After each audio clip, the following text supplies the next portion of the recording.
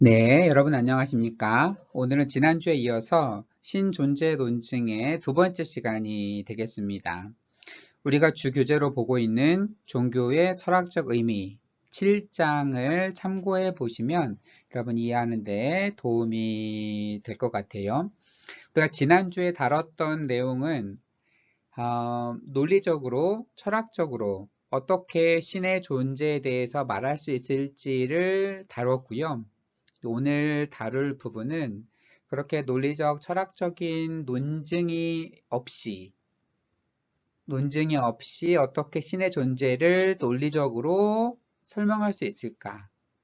논증 없이 받아들이는, 이해하는 방식에 대해서 다뤄보려고 합니다. 그래서 사실 신존재 논증이라고까지 이름 붙이기는 딱 맞지 않을 수가 있지만 그래도 지난주의 수업 내용과 이어지는 부분이라서 지난주에는 논증 첫 번째 시간, 이번 주에는 두 번째 시간 이렇게 내용을 구분해 보았습니다. 먼저 이제 증거주의에 대해서 살펴볼 필요가 있습니다. evidentialism, 그러니까 증거가 있어야 믿는.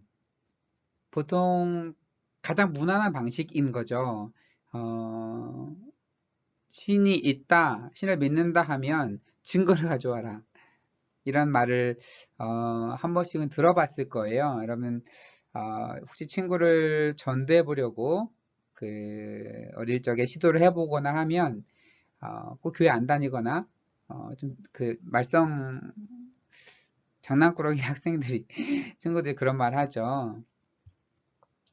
그 증거주의라는 것은 신의 존재를 입증하는 다양한 논변들의 타당성, 그 논변들이 얼마나 입증하려는 시도들이 얼마나 타당한지와 또한 유실론에 대한 많은 반론들이 있잖아요. 그건 타당하지 않아 라는 반론들, 그리고 악에 근거한 논변들.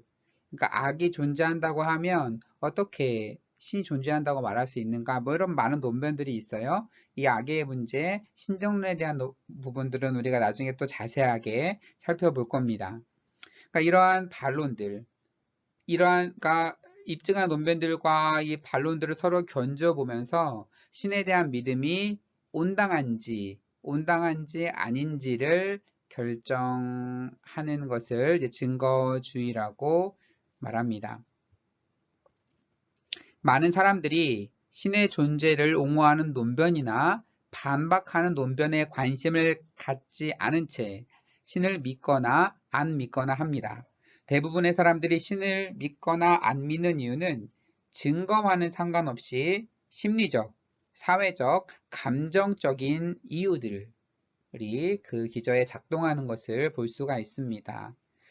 네, 여러분이 기독교 신자들이 된 데에는 무슨 증거가 있었습니까? 물론 어, 전혀 안 믿다가 어느 순간에 확실한 개인만의 증거가 있어서 믿게 되는 경우도 간혹 있겠죠.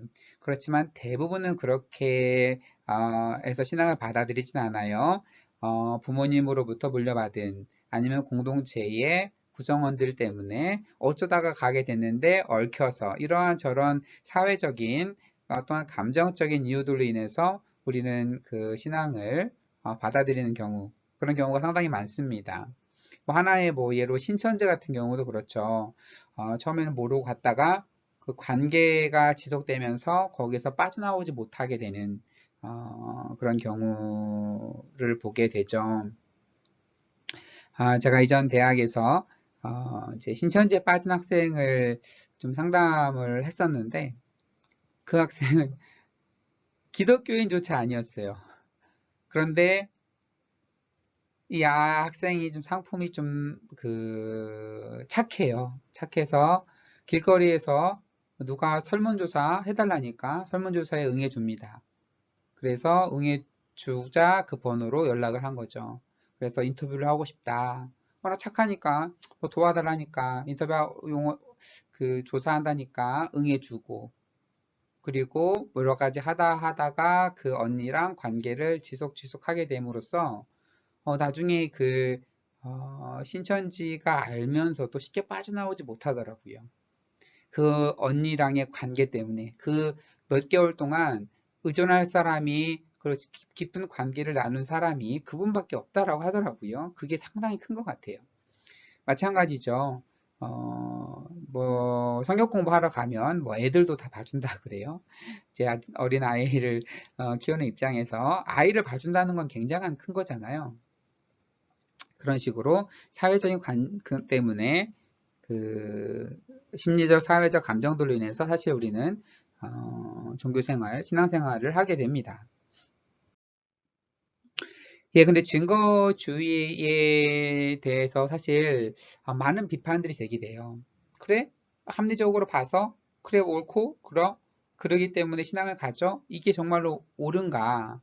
라는 것에 대한 반론들이 제기가 됩니다.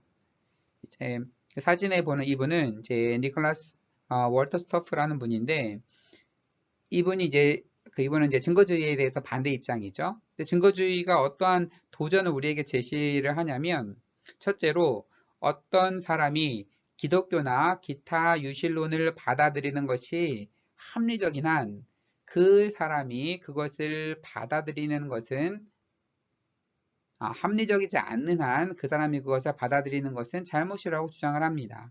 둘째로 다른 믿음들이 그의 종교적인 확신을 지지해주는 증거가 되지 않는 한 그러한 확신을 갖는 것은 비합리적이라고 주장을 합니다. 어떠한 종교도 합리적이지 않는 한 받아들여질 수 없고 어떠한 종교도 증거에 의해서 지지되지 않는 한 합리적이지 않다. 라고 이제 증거주의자들이 도전을 제기합니다. 그래서 이 부분이 마음 아프죠. 어떠한 종교도 합리적이지 않은 한 받아들여질 수 없고 어떠한 종교도 증거에 의해서 지지되지 않는 한 합리적이지 않다라고 얘기를 합니다. 이러한 도전들이 제기돼요. 근데 이러한 도전들에 대해서 많은 학자들이 또한 이제 변증을 하게 됩니다. 사실 좀 그럴듯한 비판이죠. 그런데 중요한 것은 그렇다고 하면 증거에 의해 지지된다는 것이 무엇일까? 여기에서 우리가 때론 확실한 답을 제기하기가 쉽지 않은 부분인데 우리가 증거라고 하면 보통 과학적 사고에 물들어서 뭔가 눈에 보이는 뭐 수적인 뭐 관측적인 뭐 증거를 말하나 이렇게 생각하기가 쉬워요. 그럼 증거에 의해서 지지된다 아니다라는 것이 어떻게 해석될 수 있는지를 살펴보도록 하겠습니다. 먼저 이제 토대주의 이라 그래서 이제 foundationalism이라고 번역했는데 이것을 우리 주 교재에서는 뭐 정초론 이렇게 번역을 했더라고요. 어떠한 토대로부터 이제 생겨나는 믿음들을 말하는 건데 설명을 더 드리면 토대주의라는 것은 한 믿음이 참이고 그것이 정당화되기 위해서는 의심의 여지가 없는 근본 믿음에 기초해야 된다라는 거죠. 그러니까 내가 갖고 있는 이 믿음이 올바르려고 한다고 하면 어떠한 믿음, 흔들리지 않는, 누가 봐도 사실인 그러한 흔들리지 않는 기초적인 믿음의 근거를 하고 있어야 내 믿음이 지금 옳다라고 볼 수 있는 거죠. 계속 그 믿음은 또 어떠한 믿음에 근거해야 되고 그 믿음은 또 어떤 믿음에 근거하고 있겠죠. 이러다 보면 정말로 기초적인 더 이상 근거를 두지 않는 어떠한 토대가 되는 믿음 이것을 바로 기초적인 믿음이라고 얘기를 합니다. 그래서 이제 믿음을 이제 추론된 믿음과 기초적인 믿음으로 나눠 놓고서 다른 믿음들의 증거가 되어 지지해주는 믿음. 그러니까 내가 어떠한 생각을 가져요. 어떤 것에 대한 사고를 갖는데, 믿음을 갖는데, 그 믿음이 어떠한 다른 것으로부터 나왔으면 이것은 추론된 믿음이라고 얘기를 하는 거고요. 그런데 어느 다른 것에서 추론된 게 아니라 그냥 그 자체적으로, 근거가 그 자체적으로 믿어지는, 그러니까 다른 믿음의 지지를 받지 않고서도 받아들여지는 믿음. 이것을 기초적 믿음이라고 합니다. 그래서 추론된 믿음과 기초적 믿음. 앞으로 계속 기초적 믿음이라는 말이 나올 텐데 이 기초적인 믿음이라는 말은 그 자체로 받아들여지는 믿음입니다. 이 개념을 분명하게 알고 있어야 이 다음 논의들이 여러분 이해가 될 겁니다. 저희 토대주의자들, 이 토대에 의해서 믿는 믿음, 이 토대주의자들 중에 강한 토대주의자들 그리고 약한 토대주의자들이 있는데 이제 강한 토대주의자들의 입장을 보면 우리가 임의의 믿음을 받아들이는 것이 합리적이기 위해서는 그 믿음이 자명하거나 그러니까 믿음을 받아들이려면 그게 자명한 믿음이어야 된다라는 거죠. 자명하다라고 하는 말은 1 더하기 2는 3이다. 너무나 자명합니다. 그렇죠? 1 더하기 2가 3이 안 될 가능성이 있나요? 너무나 자명한. 그래서 이렇게 수적으로 뭔가 눈에 드러나는 그 믿음이든지 자명하든지 아니면 교정 불가능하든지 아니면 자명하거나 교정 불가능한 믿음에서 논리적으로 추론돼야 된다. 그래야 그 믿음이 합리적이다 라고 아주 강한 토대주의자 입장에서 이렇게 주장을 합니다. 그래서 우리가 뭔가를 받아들일 때는 뭔가 자명한 수학적으로 확 나오는 자명하거나 아니면 교정 불가능한 좀 절대 뒤바뀔 수 없는 그러한 것에서부터 추론되어야지 그러한 믿음이 정말 합리적으로 받아들여질 수 있다라고 주장을 하는 거죠. 그럼 동의가 되시나요? 그래요. 좀 어느 정도 동의가 되는 부분도 있어요. 그런데 어떠한 또 문제가 발생하냐면 이러한 진술문, 지금 강한 토대주의자의 입장을 설명한 이 진술문은 자명한가? 강한 토대주의자가 옳다면 어느 누구도 이 강한 토대주의를 받아들일 때 합리적일 수 없다라는 겁니다. 항상 이제 철학에서는 이런 문제가 발생을 합니다. 그러니까 이 토대주의자가 이렇게 주장을 합니다. 우리가 임의의 믿음을 받아들이는 것이 합리적이기 위해서는 그 믿음이 자명하거나 교정 불가능하든지 아니면 자명하거나 교정 불가능한 믿음에서 논리적으로 추론되든지 해야 된다라고 했을 때 이 진술문은 자명합니까? 이 진술문은 교정 불가능합니까? 이 진술문은 자명하거나 교정 불가능한 믿음에서 논리적으로 나왔습니까? 그러면 정말로 강한 토대주의가 정말로 옳다고 한다고 하면 이 진술문 자체가 거부되는 겁니다. 이해가 되시나요? 그러니까 이 믿음 자체, 이러한 이 진술문도 자신이 말한 이 진술문의 검증을 받아야 되는 거죠. 그래서 강한 토대주의자가 옳다고 하면 강한 토대주의를 받아들이는 자체가 합리적이지 않게 되는 이러한 모순이 발생하게 됩니다. 또한 우리의 일상적인 믿음들 중에서 상당수가 이 기준을 통과하지 못하게 됩니다. 그래서 만약에 여러분 나는 존재하는가? 이거에 대해서 의심을 갖고 계신 분이 계세요? 나라고 하는 한 사람이 존재하는가? 누구나 다 존재한다고 생각하죠. 이 믿음은 여러분이 너무나 자명한 믿음입니다. 이 믿음이 흔들릴 가능성이 있습니까? 지금 현재로서? 없죠. 그럴 가능성, 내가 지금 존재한다는 자체를 의심할 가능성은 거의 없습니다. 그렇다면 이 믿음은 정말 합리적인 믿음인데, 만약 여러분이 존재하지 않고 누군가 여러분의 DNA를 복사해서 복제 인간이 되었을 가능성. 뭐 영화에 종종 나오죠. 뭐 오블리비언이라든지 뭐 아일랜드 같은 인간 복제에 대한 영화를 보게 되면 그 복제된 인간이 자기가 인간이 아니라는 사실을 모르게 됩니다. 그런 경우의 가능성도 진짜 적지만 없을 수는 없죠. 그리고 또 어떤 가능성이 있냐면 나는 감리교신학대학교에 다니고 있는가? 이거는 여러분 틀릴 가능성이 거의 없죠. 여러분이 등록을 했고 시험을 봐서 입학을 했고 등록을 했고 지금 이 수업을 듣고 있죠. 그런데 여러분이 감리의신학대학교 다니지 않을 가능성이 있나요? 없죠. 거의 없죠. 이건 없지만 어떤 가능성이 존재하냐면 기억을 주입했을 가능성도 존재하는 겁니다.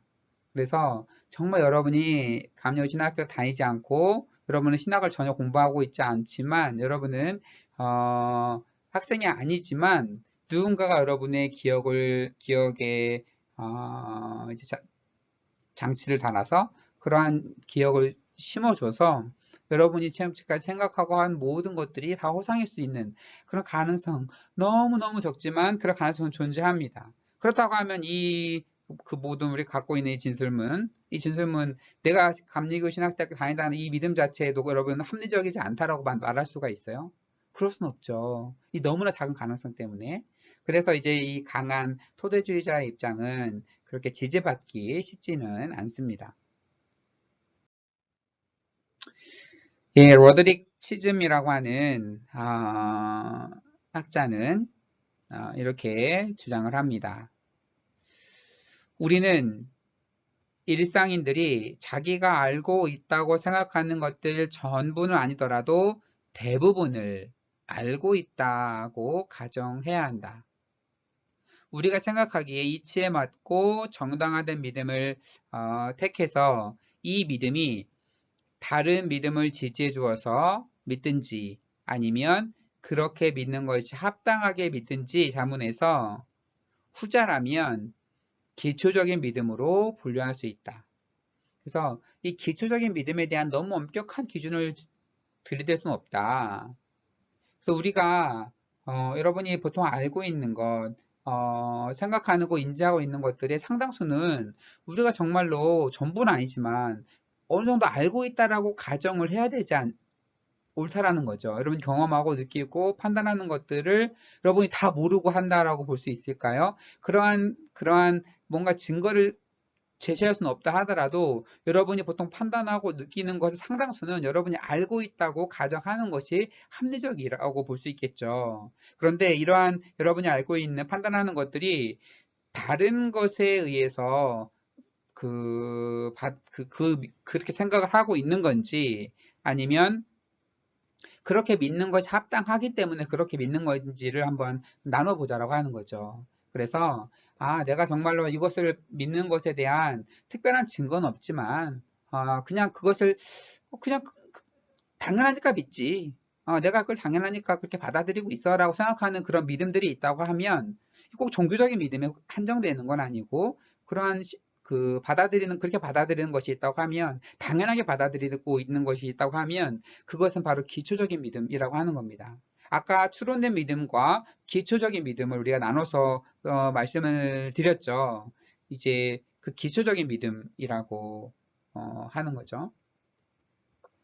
그래서 이제 그 일상적인 지각에 대한 그 믿음, 이 기초적인 믿음들 중에는 보면 지금 제 앞에 랩탑이 있고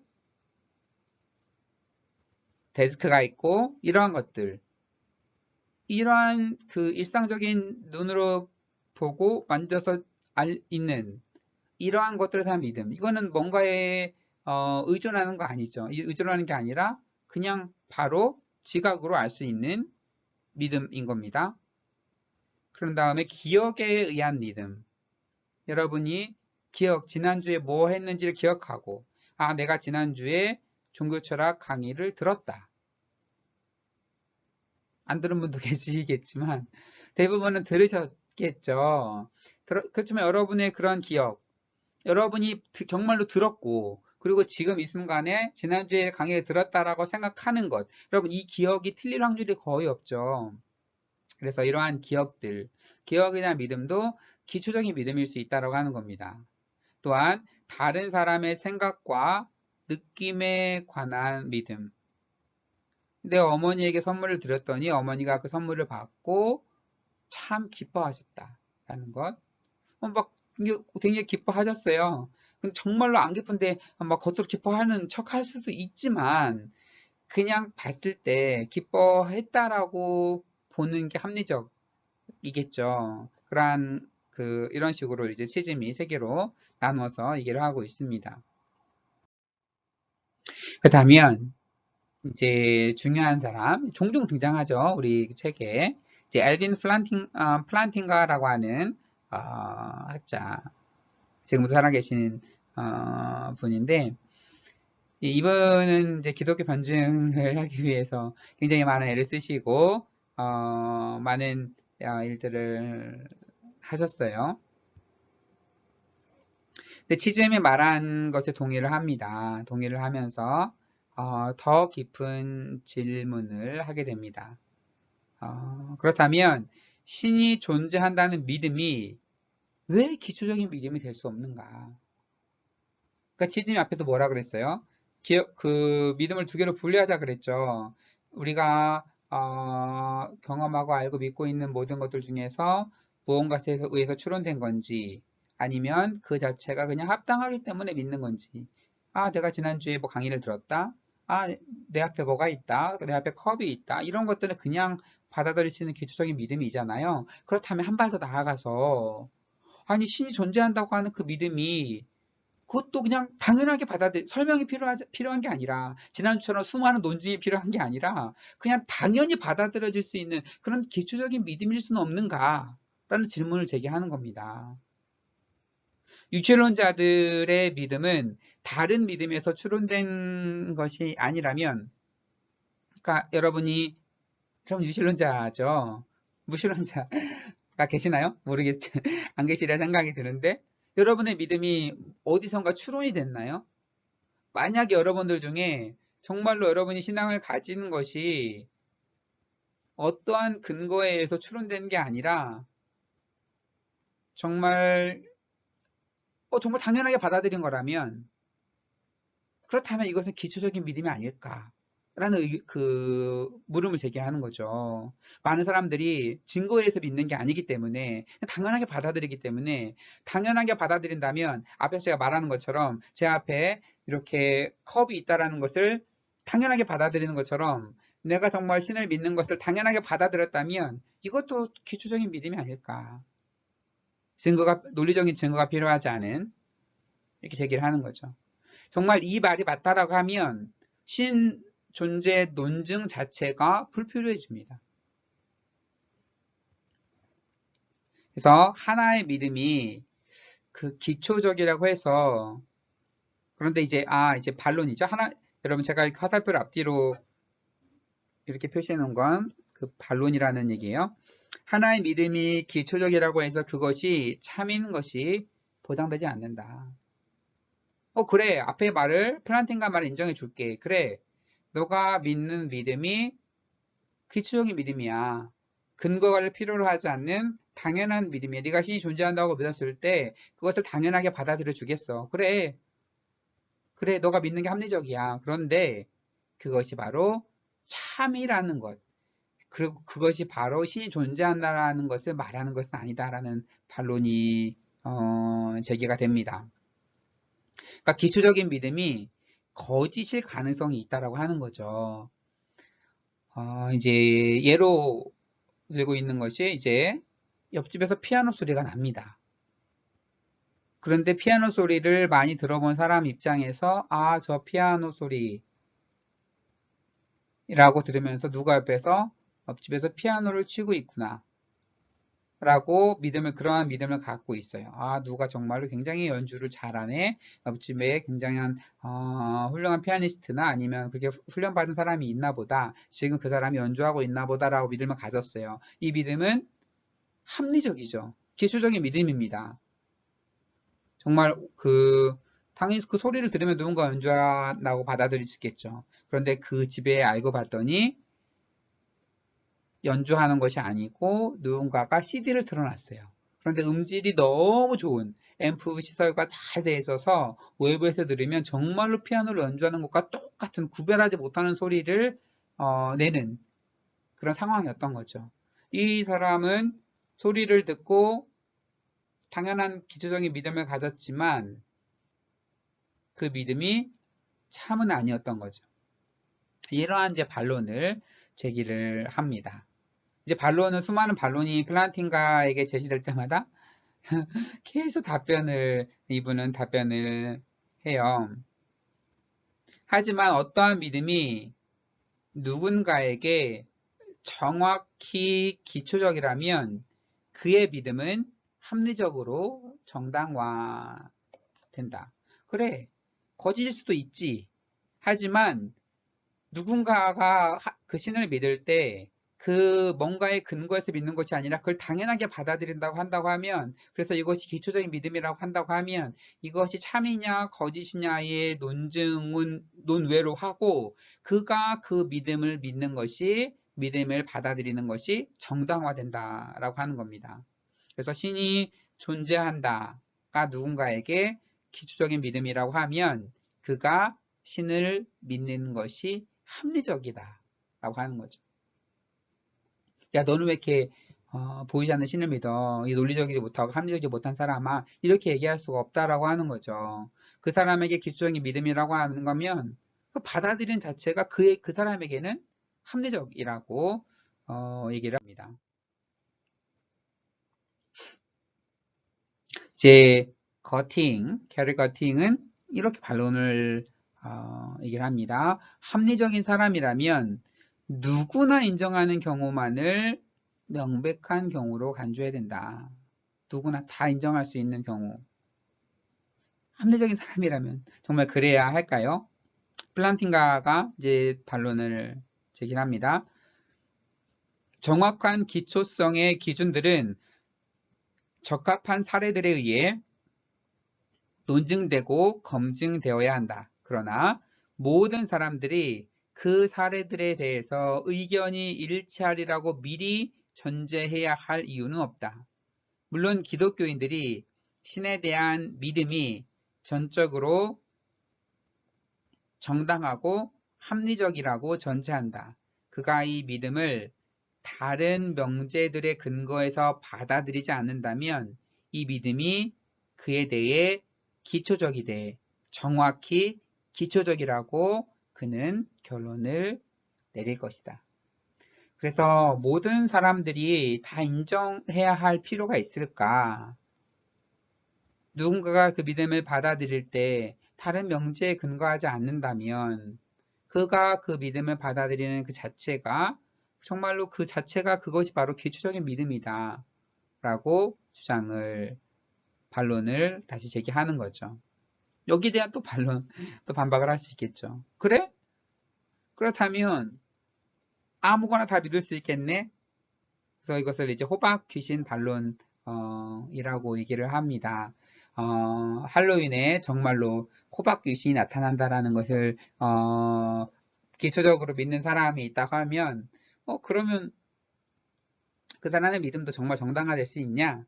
라고 얘기를 하는 그 반론이죠. 여기에 또 플란팅가가 얘기를 합니다. 그래? 그렇게 믿는다고 해서 뭐가 문제인데 이 방법을 사용하는 철학자들이 서로 다른 결론에 도달할 수 있다. 대담하게 얘기를 합니다. 그래, 이 믿음을 가지고 누군가는 이런 결론을 내릴 수가 있고 이러한 기초적인 믿음을 가지고 이렇게 신에 대해서 논증하는 것이 합리적이다라는 결론을 내릴 수 있는 반면 누군가는 이렇게 다른 식의 방법으로 반증을 제기할 수도 있죠. 그렇지만 어떻게 그것을 다 막을 수 있겠냐라고 얘기를 하는 거죠. 그러면서 이렇게 주장을 합니다. 우리가 꽃을 바라본다든지 별이 빛나는 밤하늘을 바라볼 때 또한 광대한 우주를 생각할 때에 이 꽃은 신에 의해서 창조되었다라는 명제나 이 광대하고 복잡한 우주는 신에 의해 창조되었다는 종류의 명제들을 믿는 성향이 우리 안에 있다. 성경을 읽자마자 어떤 사람은 신이 자신에게 말해주는 깊은 뜻에 감명을 받을 수도 있다. 내가 알기로 비열하거나 잘못된 또는 사악한 짓을 하고 나서 나는 신의 면전에서 죄책감을 느끼고 신은 내가 한 짓을 용서하지 않는다는 믿음을 갖게 될 수도 있다. 그리고 죄를 고백하고 뉘우칠 때 신은 내가 한 짓을 용서해 주신다는 믿음을 가지면서 용서받은 느낌을 갖게 한다. 이 모든 감정들이 다 이제 기초적인 믿음이라고 하는 거죠. 밤하늘을 보면서 바다를 보면서 와 어찌 신이 이렇게 놀라운 걸 창조하셨을까라는 것들 드는 생각들 성경을 보면서 드는 깨달음들 그리고 죄를 고백하고 뭔가 잘못했을 때 드는 죄책감들 이런 것은 그냥 당연하게 우리에게 주어지는 것들이지 우리가 뭔가의 근거에서 추론하는 것은 아니다 라고 하는 겁니다. 여기에 대한 또 반론을 제기해 본다고 하면 기초적인 믿음은 신이 존재한다는 믿음이 아니라 신의 현재나 과거에 대한 과거 행위에 대한 믿음이다. 결국 신이 존재한다라는 그것의 증거가 아니라 신이 현재 또는 과거에 과거에 우주 만물을 창조하셨고 그리고 현재 우리가 잘못하면 우리에게 벌을 주신다고 하는 과거나 현재 행위에 대한 믿음이지 신이 존재하고는 별개이지 않느냐라고 또 반론을 제기할 수 있겠고 이에 대해서 프란틴가는 이렇게 또 답변을 합니다. 자신이 신의 현존과 활동을 경험했다고 생각하는 사람은 신이 존재한다는 믿음을 비롯해서 신에 관한 여타의 믿음들을 기초적인 방식으로 정당하고 합리적으로 주장할 수 있다. 라고 합니다. 정말 이러한 자연세계나 우리의 양심이나 이런 걸 통해서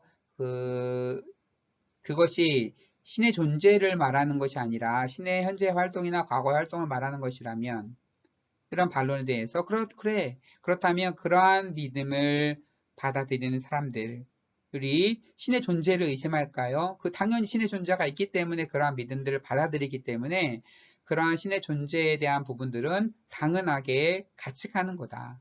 그래서 이렇게 신의 현재 사역과 과거의 사역을 받아들이는 사람들이 신의 존재를 받아들이는 것은 합리적이다 라고 주장을 합니다. 네, 이제 얼스턴, 일단 플란팅가는 잠시 이따 다시 또 등장을 합니다. 윌리엄 얼스턴의 그 주장을 보도록 하겠습니다. 신에 대한 경험적인 인지는 신에 관한 믿음들 중 특정한 종류의 믿음들을 인식적으로 정당화해 줄 수 있다. 신이 그 믿음의 주체에 대해 뭔가를 할 때, 그러니까 누군가를 강하게 하거나 누군가를 강하게 인도하거나 하는 것을 믿는다든지 신에 대한 가능한 속성, 그러니까 신이 하나님은 선하시고 인자하시다 라는 속성을 갖는다고 믿는 것이 바로 이에 해당한다 라고 주장을 합니다. 그러니까 포인트를 잘 짚어야 되는데 신을 경험적으로 인지하는 거예요. 신에 대한 경험적으로 이렇게 됐지 이런 분인지 라고 하는 것은 신에 대한 특정한 종류의 믿음들을 인식적으로 정당화해 준다라고 하는 거예요. 경험이 믿음을 정당해 준다 라고 주장을 하게 됩니다. 감각적인 지각은 물리세계를 알기 위해 본질적인 기반이 되듯이 종교적 경험도 신에 대한 우리들의 지식을 위한 본질적인 기반이 된다. 각각의 경우에 기초적인 믿음들은 문제의 경험에 의해서 직접적으로 정당화되고 지각된 것을 넘어서 있는 다른 믿음들은 여러 추리 과정을 통해서 정당화된다. 그러니까 감각적인 우리의 지각을 통해서 물리세계를 우리가 알게 되는 거잖아요. 여기에 펜이 있다.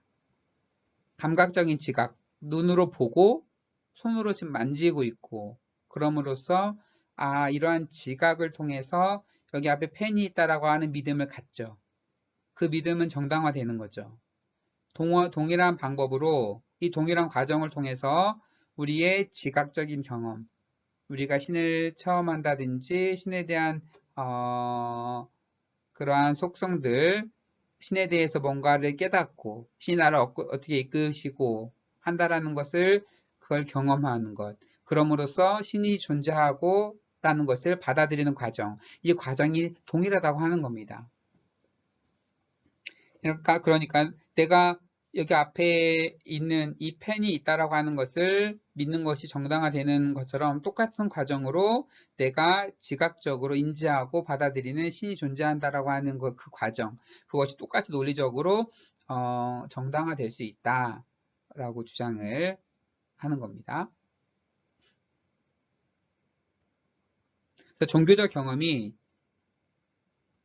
종교적 믿음을 정당화시킬 힘이 없다고 말하는 것은 종교적 경험에 대한 편관과 독단을 보여주는 것이다. 그러니까 여러분 이해가 되시죠? 내가 이것을 만지고 지각함으로써 이것이 있다라고 믿는 것처럼 내가 신이란 특정한 존재들 경험을 했어요.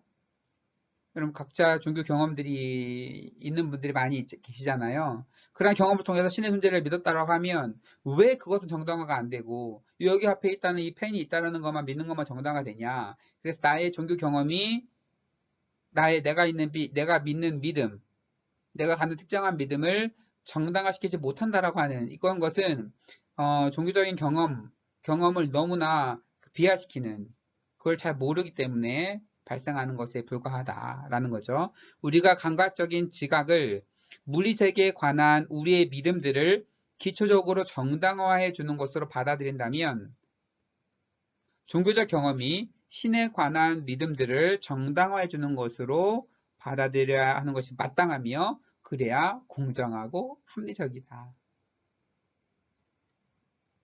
같은 제가 설명한 내용이 반복되고 있어요. 정말 내가 여기 펜이 있다는 것을 받아들인다고 한다고 하면 그거와 똑같은 논리로 우리의 그 종교 경험들, 우리가 지각하는 종교적 경험들이 우리가 갖고 있는 신에 대한 믿음들을 정당화해 줄 수 있다라고 얼스턴이 주장을 합니다.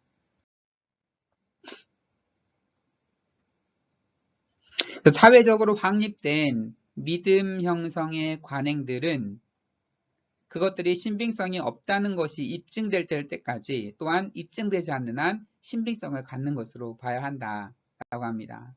그래서 사회적으로 형성된 여러 가지 믿음들, 신에 대한 여러 가지 개념들, 생각들은 그것이 신빙성이 없다라고 뭔가 계기에 의해서 판단이 나타나거나 또한 이것이 정말 틀렸다라고 그 반대적인 논증이 나오지 않는 한 그것은 신빙성이 있다고 보는 거죠. 그렇죠? 내가 여기 펜이 있다라고 이렇게 믿었어요.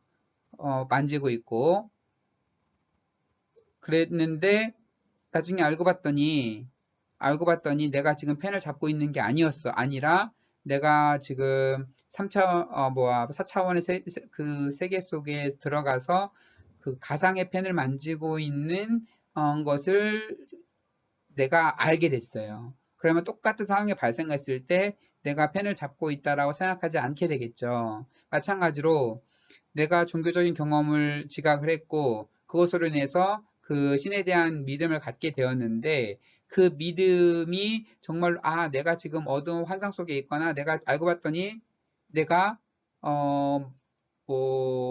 마약을 했다거나 아니면 내가 뭔가 다른 어떠한 특별한 상황 속에 있었기 때문에 내가 그때 한 경험들이 정말로 환각에 취해서 아니면 잘못된 기억의 주입으로 인해서 경험되었다라고 하는 어떠한 확실한 증거가 드러나지 않는 한 내가 그때 경험한 그 경험을 가지고 내가 신앙을 갖는 것은 정당화된다 라는 주장입니다. 그래서 사물이 존재하는 방식과 그것들이 경험되는 방식은 다를 수 있으므로 세계에 대해 내가 알고 있는 사실들로 인해서 또는 나는 종교적 사실들에 의해 검증될 내가 아는 종교적 사실들에 의해 검증될 필요가 있습니다. 그러니까 뭔가 지각과 그렇다고 그 모든 것을 다 받아들일 수는 없죠. 이제 만약 자동차가 빨리 가면 밖에 휙 돌다가 우리가 보다 보면 어느 순간에 이게 그 천천히 역행하는 것처럼 보이기도 하잖아요. 선풍기도 막 돌아가다가 너무 빨리 돌다가 어느 순간에 그 역행하는 것처럼 선순 역행하는 것처럼 보이기도 하잖아요. 그런데 우리는 그걸 보면서 누구도 선풍기가 거꾸로 도네 이렇게 받아들이는 사람은 없죠. 우리 기억에 의해서 그것은 이제 그 수정해서 기억을 받아들입니다. 그리고 만약에 우리가 기도 중에 하나님의 음성을 들었습니다. 가서 아무개를 죽여라. 이런 음성을 들었어요. 여러분, 그러면 이게 정말 이게 합리적일까요? 우리는 그러면 하나님이 어떤 분이신지 다시 성경을 통해서 내가 들었던 음성을 비추어 봐야 되는 거죠. 비추어 보면서 정말 하나님이라면 이러한 말씀을 하실 리가 없기 때문에 그것을 이제 그거에 맞추어서 그러한 믿음은 정당화될 수 없는 거죠.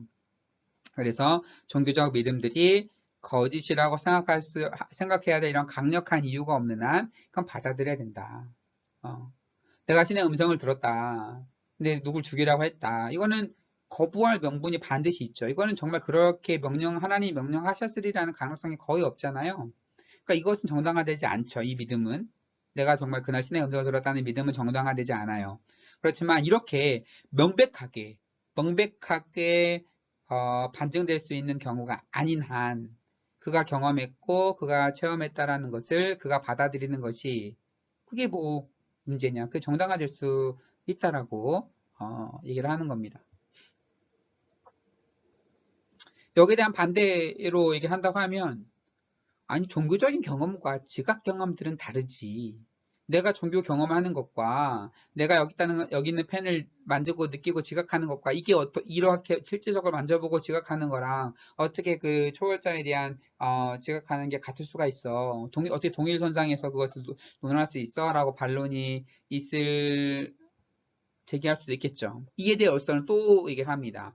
지각 경험으로 신을 경험하는 경우도 충분히 있다라고 하는 겁니다. 모든 신에 대한 경험들이 이렇게 지각 경험과 똑같진 않지만 그 상당수 일부 신에 대한 경험들이 똑같이 우리의 눈으로 보는 것처럼 귀에 그런 음성을 듣는 것처럼 그렇게 경험되는 경우가 있다라고 하는 거죠. 그래서 성경에도 굉장히 많이 나오죠. 신의 음성을 직접적으로 그 사람의 목소리처럼 듣는 것처럼. 그러니까 그러한 경우도 있기 때문에 이 비판이 정말로 제대로 된 비판은 온전한 비판은 아니다라고 얼스턴은 얘기를 합니다. 또한 이런 반론이 가능하겠어요. 감각기관을 통해서 지각되는 것은 감각기관이 손상되지 않는 한 서로 다른 관찰자들 사이에서 상당한 일관성이 있지만 종교 경험은 그렇지 않다.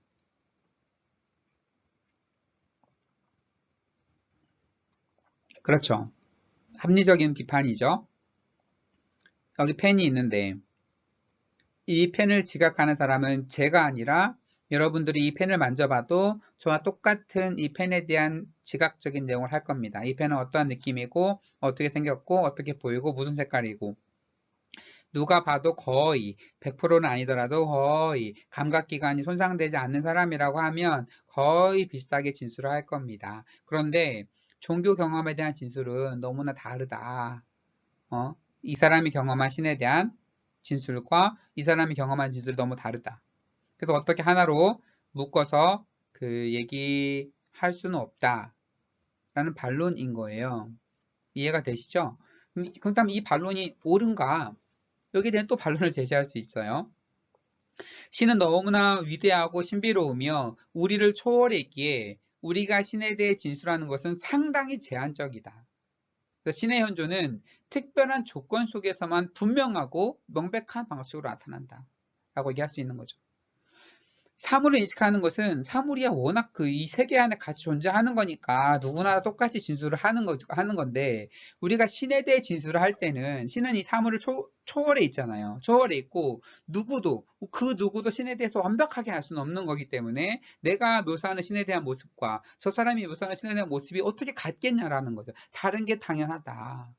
장님 코끼리 만지기 식으로 누군가는 코를 만져보고 누군가는 다리를 만지고 누군가는 배를 만지고 코끼리를 묘사할 때 한 코끼리지만 다르게 묘사하는 것처럼 이 초월적인 신에 대해서 묘사할 때 다르게 당연하지. 어떻게 그것이 동일하게 그걸 나오리라고만 기대할 수 있느냐라고 주장을 하는 겁니다. 그래서 신의 현존이라고 하는 것은 똑같이 비슷한 현존이 나타날 때는 아주 특별한 조건에서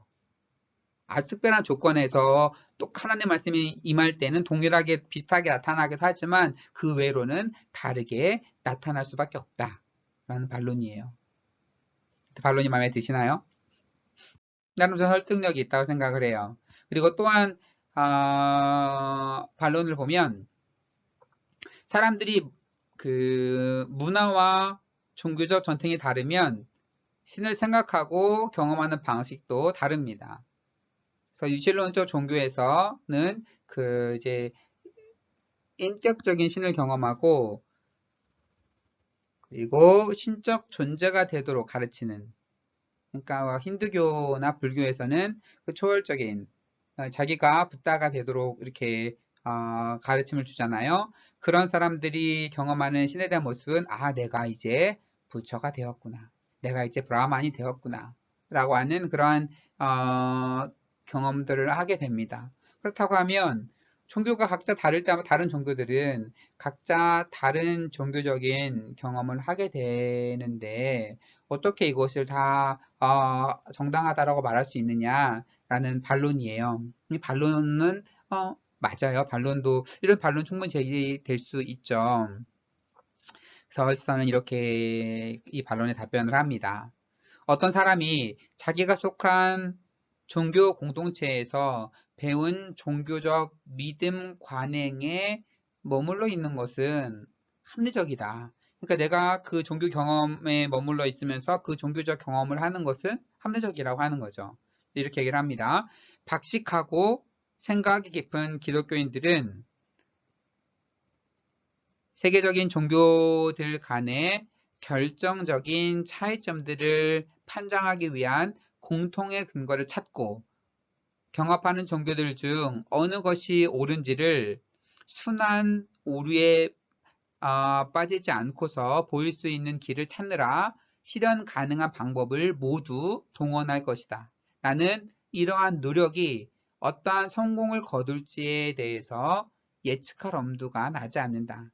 이러한 다양한 관점들이 배후에 있는 진리에 대한 더욱 철저한 통찰력이 우리에게 드러나는 것은 아마도 신의 시대에서나 가능할 것이다. 사실 이 반론이 답하기 쉽지 않은 반론이죠. 그래서 이러한 그 가능한 방법들을 찾고자 다 노력하는데 이러한 방식들, 각 종교에서 경험하는 방식들이 통일성 있게 나타나게 되는 것, 그것은 사실 불가능하지 않을까. 그것은 아마도 신의 시대에서나 가능하지 않을까. 그러니까 각 종교 경험들에 나타난 다양한 것들이 그에 대한 어떠한 통일성을 찾으려는 것, 그 완전한 통일성을 찾는 자체는 사실 불가능하다라는 것을 인정하면서 그것은 이제 신의 시대에나 가능하지 않을까라는 답변을 제시하게 됩니다. 다시 플란팅가로 돌아왔어요. 이제 거의 플란팅가에 대한 관점까지 이제 보고 오늘 강의는 마무리됩니다. 이제 보장하는 것, 워런트하는 것과 지식에 대한 이제 플란팅가의 관점을 보면 유실론자들은 신이 존재한다는 믿음을 기초적인 방식으로 가질 때 진정 그것을 안다고 말할 수 있을까? 정당화된 믿음을 가지면서도 믿음의 내용이 참이라는 것을 모를 수도 있다. 그렇죠? 그러니까 보장, 그러니까 어떤 워런트, 그러니까 신이 존재한다는 믿음을 기초적으로 가질 때 믿음을 갖는 그 보장적인 부분과 그러면 내가 그것을 진정으로 안다라고 할 수 있는가 지식에 대한 부분에 대해서 좀 다루고 있는 거예요. 그러니까 정당화된 믿음을 가지면서도 그 믿음이 참인지 아닌지를 모를 수가 있다라고 하는 겁니다. 제가 여러분들에게 다음 주에 이제는 영상이 아니라 실시간으로 수업한다라고 말씀을 드렸습니다. 여러분 그러면 다음 주에는 실시간으로 수업한다 라는 여러분이 그 믿음을 갖겠죠. 이 믿음은 정당화된 믿음입니다. 제가 사기꾼이 아닌 한 이 믿음은 정당화된 믿음이에요. 그런데 정말로 뭐 인터넷이 문제가 되든지 특별한 이변이 생겨서 다음 주에 그 시간에 수업을 실시간으로 못할 가능성이 없진 않잖아요. 그럴 가능성이 발생을 했어요. 그러면 여러분이 오늘 가졌던 이 믿음이 거짓이 되는 거죠. 그렇죠? 여러분이 지금 갖고 있는 다음 주에 실시간 수업한다는 것에 대한 참된 믿음을 갖고 있다라고 생각하겠지만 그것이 이루어지지 않았을 경우에 이 믿음은 거짓이 됩니다. 그러면 이 믿음이 지금 오늘 갖고 있는 이 믿음이 끝까지 참이려면 어떻게 해야 되냐면 다음 주 그 월요일이 지나서 실시간 수업을 하고 난 후에 이 믿음은 보장되는 겁니다. 실시간 수업을 하고 나서 내가 일주일 전에 가졌던 저 믿음은 참이었구나. 그때 그 기준을 통해서 여러분의 믿음이 보장되는 거죠. 브라운팅가는 이에 대해서 어떠한 믿음이 S라는 사람에게서 보장되기 위해서는 진리를 목표로 삼는 설계에 따라 정확히 기능하는, 즉 어떠한 기능 장애도 겪지 않는 인지기관들에 의해서 그 사람에게서 산출되어야 한다. 이때의 인지 상황은 S의 그 사람의 인지 능력에 부합해야 한다. 그래서 그 믿음이 정말로 보장되는가의 여부를 판단하기 위해서 그 사람이 장애를 겪으면 안 되겠죠. 장애를 겪어서 올바른 판단을 하지 못하면 안 되겠죠. 그렇지 않다라는 것이 보장이 되고 그 사람이 그 인지작동 기관에 의해서 판단이 되었을 때 그 믿음은 그 보장될 수 있다라고 얘기를 합니다. 또한 이렇게 얘기를 합니다. 우리의 일상적인 환경에서 흔히 사용할 수 있는 입력들이 주어지면 신에 대한 믿음을 산출하도록 명확히 설계된 인지장치적 요소, 이제 신성감이라고 얘기를 하는데 인지장 요소가 우리 각자에게는 있다는 겁니다. 그 감각이 제 역할을 감당해서 신에 대한 믿음을 만들어낼 때 그것은 정확히 설계에 따라서 작동하는 것이다. 이렇게 산출된 신에 대한 믿음은 보장받을 모든 조건을 충족하며 이 믿음이 확고부동할 경우 이 믿음의 주체는 신의 존재를 안다고 말할 수 있다. 라는 겁니다. 그래서 우리가 살면서 여러 가지 우리에게 그 인풋 들어오는 것들이 있죠. 뭔가 하나씩 우리에게 입력들이 됩니다. 그러면 우리 속에 설계된 그 인지적인 장치들이 있죠. 이러한 것은 신의 역사다. 이런 것들은 뭐 어떤 거다라고 하는 것들은 그런 장치들을 이렇게 거칩니다. 거쳐서 그 사람이 그 신에 대한 믿음을 만들어낸다. 이것은 그 뭔가 주어진 정보에 의해서 합리적으로 작동을 하는 것이다. 이러한 조건을 통해서 갖게 되는 신에 대한 믿음은 보장될 수 있을 뿐더러 만약에 이것이 흔들리면서 아니야? 라고 흔들리면 그거는 보장되지 않은 게 아니겠지만 이 믿음이 정말로 확고부동하게 된다고 하면 그 사람은 그 신의 존재를 안다라고 말할 수 있는 겁니다. 칸딱 주장하는 거죠. 그래서 어떻게 하나의 정보가 우리 속에 들어와서 신에 대한 그러한 것들을 작용들을 만들어내고 그것이 보장되며 이것들을 우리가 안다라고 표현할 수 있을지에 대해서 이제 플란팅가가 논리적으로 설명하고 있는 겁니다.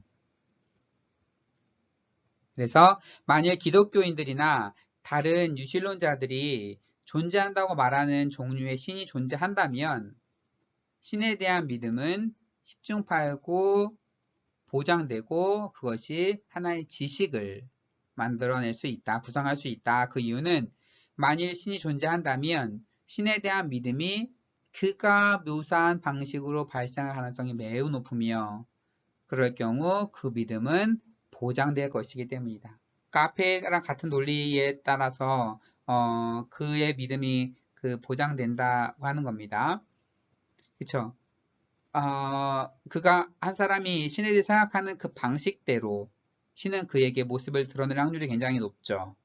그리고 그러한 모습으로 그에게 신이 어떤 계시 자신을 드러내 보이면 그 사람은 자신이 인식하는 그러한 방식대로 그것이 신의 계시라는 것을 받아들이게 되고 그러한 작동 과정을 거쳐서 그가 받아들이는 이 믿음은 정당화되고 이것은 이제 하나의 그에게 지식을 형성하게 된다라고 하는 것을 얘기를 하고 있습니다.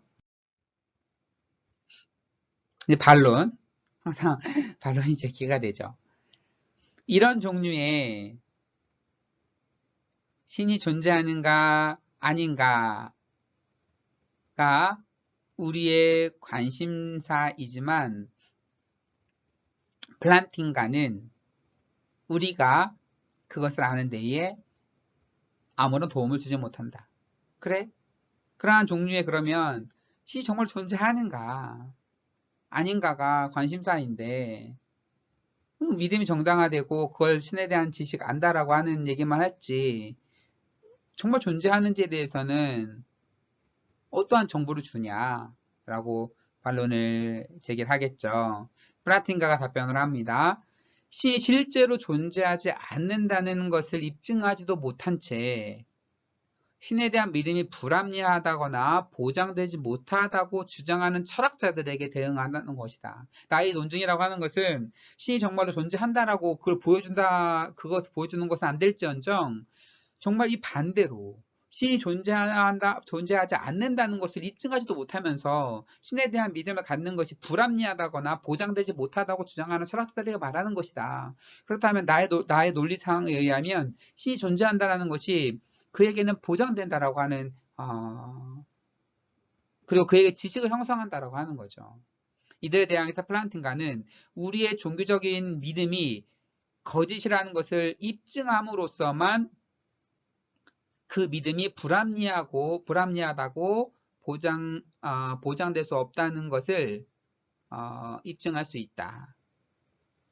라고 주장을 합니다. 그러니까 우리의 종교적 믿음이 거짓이라는 것을 입증해야지만 우리가 그것을 받아들이는 믿음, 그것이 보장될 수 없다. 라고 하는 거죠. 그러니까 내가 어떠한 종교적인 어떠한 믿음을 갖고 있는데 이 믿음이 불합리하다라고 뭔가 확실한 증거가 없는 한 이 믿음이 보장될 수 있고 지식을 형성한다라는 것을 막을 수는 없다 라고 하는 겁니다.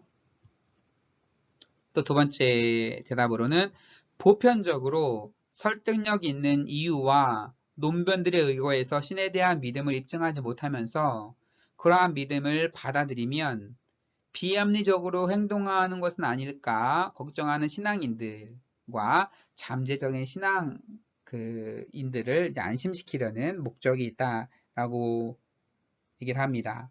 그래서 설득적인 이유와 논변들에 의해서 신을 입증해야지만 우리의 신앙이 정당화가 되는 것이 아니라고 하는 겁니다. 그리고 정말 설득력 있는 이유와 논변을 제시하지 못하면 우리가 받아들이고 신앙하는 것이 비합리적이라고 생각하는 분이 있다고 하면 그건 전혀 아니라고 하는 거죠. 우리가 믿는 믿음으로 인해서 우리가 믿는 믿음이 충분히 우리에게 정당화될 수 있고 우리의 지식을 형성할 수 있고 그게 보장될 수 있다고 하는 겁니다. 단 이것이 잘못됐다라는 것을 뭔가 명백히 보장되지 않는 한, 그러니까 반론이 명백하게 제시되지 않는 한, 근데 그것도 불가능하죠. 그래서 신이 정말 실제로 존재하지 않는다라는 것을 누가 명백하게 반론으로 제시하지 않는 한, 이 신에 대한 이런 경험을 통해서 인지하는 모든 것들은 정당화된다라고 하는 겁니다.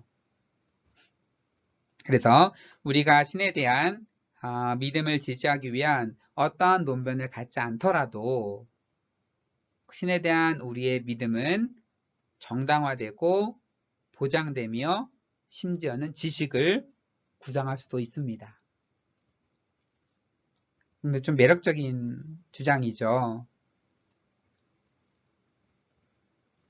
그래서